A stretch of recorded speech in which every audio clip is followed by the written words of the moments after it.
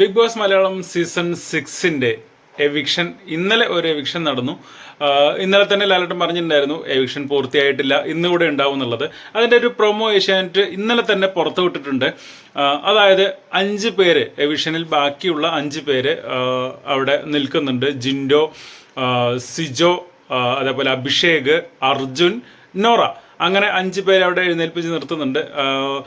5 കാർഡുകൾ, അതായത് 5 കവറിൽ വെച്ചിട്ട് അവിടെ അവരുടെ മുന്നിൽ കൊണ്ടുവന്ന് വയ്ക്കുന്നു. 5 പേരോടും ഓരോരോ കവർ ചെയ്ത് എടുക്കാൻ വേണ്ടി പറയുന്നു, തുറന്ന് കാണിക്കാൻ വേണ്ടി പറയുന്നുണ്ട്. അതിൽ നിന്ന് ഒരാൾ പുറത്തേക്ക് പോകുന്നു.